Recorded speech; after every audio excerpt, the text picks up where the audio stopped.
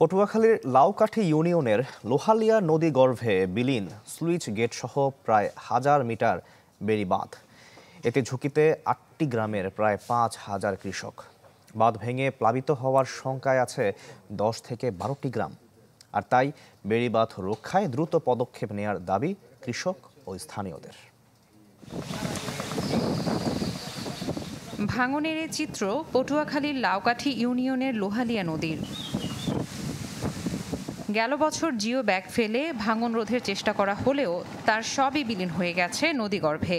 এতে বিপাকে পড়েছেন 8টি গ্রামের প্রায় 5000 কৃষক। এ অবস্থায় দ্রুত বেড়িবাঁধ আর স্লুইস গেটের মেরামতের পদক্ষেপ নেয়ার দাবি কৃষক ও স্থানীয়দের। নগদের কাছে সব গ্রাহকই প্রিয়, তাই তো সারা দেশে ক্যাশ আউট চার্জ সবচেয়ে কম। একদিকে হলো খালের সলিস লেগে, আর একদিকে হলো আমরা পানিতে আটকে গেলে আমরা কোনো কায়দায় হালতুন সহায় পাইনি, একটা জমি সহায় পাইনি, ধান পানসে ফেলানো তাও কোনো রাস্তা নাই। আলু, চিনেবাদাম এইগুলো প্রচুর পরিমাণে আমাদের এখানে ফলে, আমরা এইগুলা থেকে আমরা ব্যর্থ হয়ে গেছি। এখন পানির জ্বালায় সর্বনাশ, এতে মনে হয় ধান পান কিছু নেই। কত কষ্ট করে কতটা ব্যয় করছি, বদলা লইছি, সদ্দা লইছি। এখন আমাকে এই পরিস্থিতি, আমাকে স্লুইস গেট কোথাও একদিন নাই, কোনো জায়গায় নেই। আমরা ধান ফান দিয়ে সুবিধা রাখতে পারি না। আমাকে দেশে লাগবে একটু স্লুইস গেট, পানি ফুনি নামাইতে পারলে আমরা সুবিধা বাঁচতাম। সমস্যা সমাধান না করলে উফশি আমন সহ কৃষিতে ব্যাপক ক্ষতির আশঙ্কা কৃষি কর্মকর্তার।